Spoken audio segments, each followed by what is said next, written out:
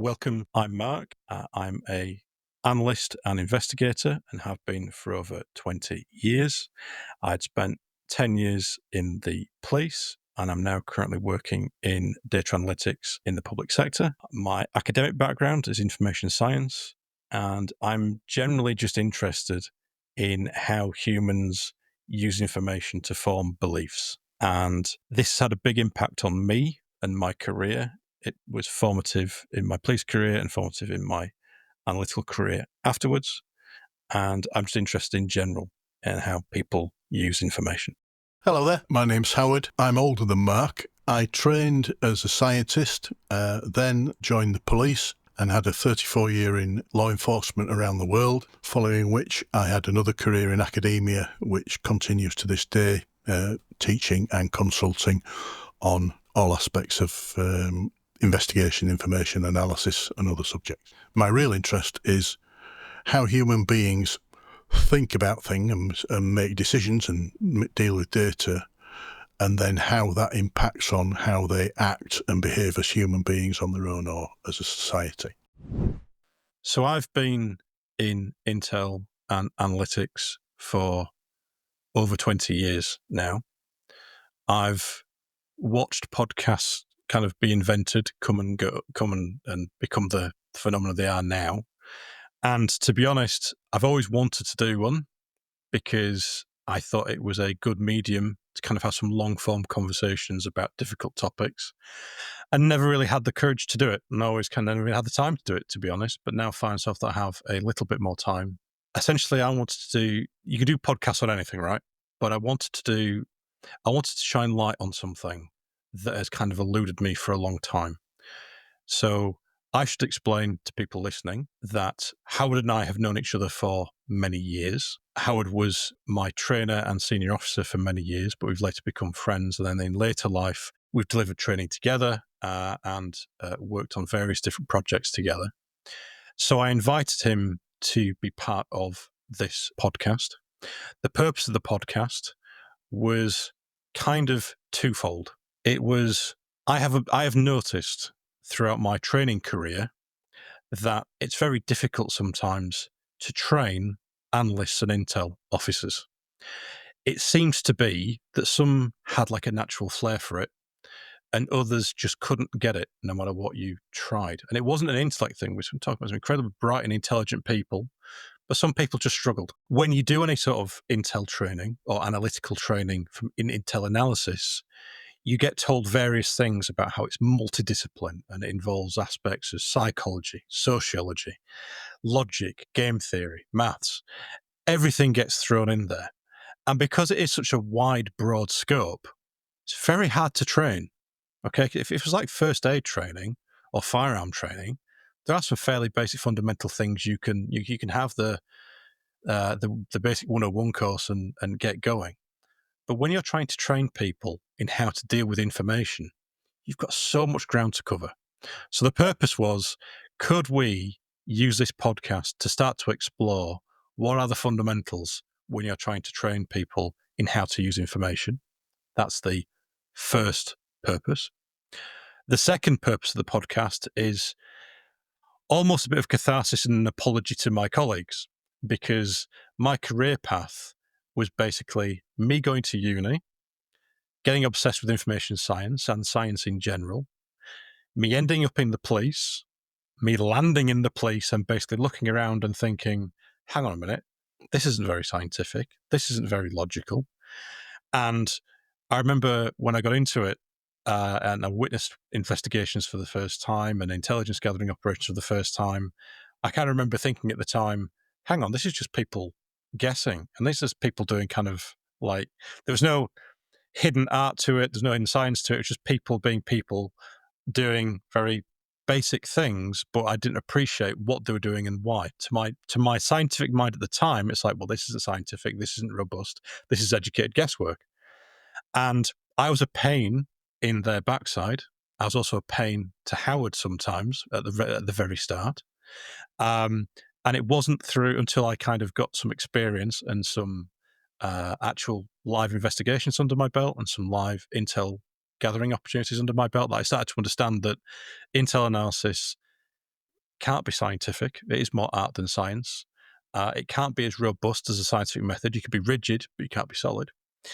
And then when I left the police and went into data analytics in the public sector, I had the precise reverse experience. I landed into a very scientific and structured analytical role and was basically felt confined by it. And I'd reversed my position. I was now the educated guest worker trying to apply these intelligence analysis principles to a completely different analytical framework. So this podcast is an attempt for me to try and explain the differences, because I tend to find that now I've rode both horses. Now that I've seen intelligence analysis for 10 years and I've seen data analytics, business intel analysis, qual quant, whatever you want to call it, I've seen both sides. I realize now that you kind of have to do it, live it and breathe it for a few years to fully get it. And it's very hard to communicate. And I'm hoping that me and Howard find a way to communicate both sides, because it's not, one isn't better than the other. They're just different. So Howard, thank you for being patient. I've covered a lot of ground there, but I just wanted to get all off my chest and try and explain to people what and where we're going. No problem. From my point of view, I am much older than you. I am in my 7th decade. My career in terms of full-time employment is over. I started out in life, before any thoughts of career, being inquisitive. I would always ask questions. I would study things. And I was always a bit of a loner. I love working with people, but I explored things myself. So it was logical when I left school, I went and did a degree in science. And that gave me, it was in the biological sciences, it gave me a discipline of how to collect data and study that data and question it and come up with theories and ideas and change your understanding of the world. Then, just because of needing to make a living, I transferred into law enforcement, which is something I had no inkling ever to do. It was just a practical decision. And in my 34 years as a police officer, I was really fortunate in that I travelled the world. I worked with information, intelligence, analysis, investigation, evidence, all the things we're going to be talking about. But I did it not only with different police forces, different organisations, different people, public, private sector. I did it as a practitioner, but I also was studying it at the same time and looking at what the organisations knew and the individuals in them, so-called experts, and in the field, what you might call the professions. I was heavily involved in many of the professional bodies in the early days, as it were. But also realising on kind of what a shaky ground intellectually and structurally many of these perceptions and cultures and practices were based. Now, I'm not saying I'm right, but that experience, a lived experience, changed my understanding and my approach. So after my police career finished, I moved over to academia to teach and research, and I still do lots of projects like that. So for me, life is a journey. My professional career has been a journey, and it's a journey I'm still on. And in terms of this podcast, it's about recognising that that experience, that's led me to challenge and question, and my view of the topics we're talking about has changed over time and with that experience, and continues to change because I'm still learning. It's only my journey, and everybody will have a different journey, but ultimately it's gone from this process was a practice, very structured, to becoming never a science, but people would claim it was a science or scientific, to a profession, to a pragmatic profession that turned out products that maybe didn't meet certain standards of rigour, but were practically necessary, to now it's kind of a philosophy. I've never found a situation in my career in law enforcement, public or private sector, or anywhere, where my ability to collect data, to interpret it and reason with it and look at how I went through that process and any biases or limitations, to sort of pick it apart, which I've done with everything since I was a child, hasn't benefited me and the people I'm working with in a positive way. So This podcast is a way of doing that. It also continues the relationship that Mark and I have. I was in the sort of third decade of my police career, law enforcement career, when by pure chance, Mark applied for a job in a new intelligence unit I was setting up and was successful on interview.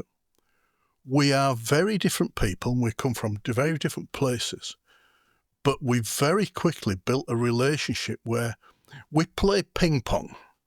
We throw ideas between each other. So I'll say something and it stimulates something with Mark and vice versa. And by discussing it and sharing it, we usually end up in a better place. And over the many decades since, that relationship has continued both professionally and personally. There's nobody I respect more, not only for their knowledge, but their ability to challenge themselves and others, and their ethics in that and their honesty, because I think that's really important, how we behave as human beings and as professionals, particularly in a field like law enforcement, but my argument would be in every situation. So, if you like, Mark has gone from coming into my world as a fairly new entrant, much younger, but with a very different background and process. He's had all the very worst of indoctrination and working with me and the experiences that I've had. And we've ended up developing a greater and better understanding and a much better relationship and a more productive relationship going forward. And this podcast is just another way of reflecting this. Although it's in a podcast form, I'll share and chat with anybody, any place, any time, in any forum about the things that interest me, because I learn as much as I share, and I'm always interested in what other people think because it helps me think better. Mark suggested this. I was happy to be part of it, and I'm looking forward to seeing where it takes us.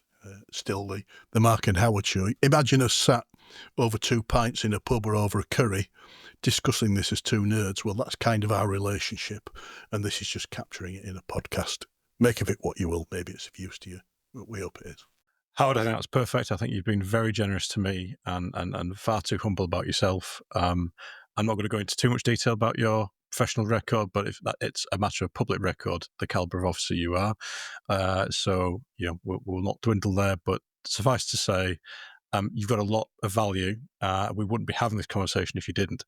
But I think you're right. It is just two guys who have been through a lot, trying to make sense of what happened and trying to find those little kind of gemstones of information along the way. And this podcast is an experiment. Normally, me and Howard would have a structured syllabus and a textbook or a course outline. This isn't that.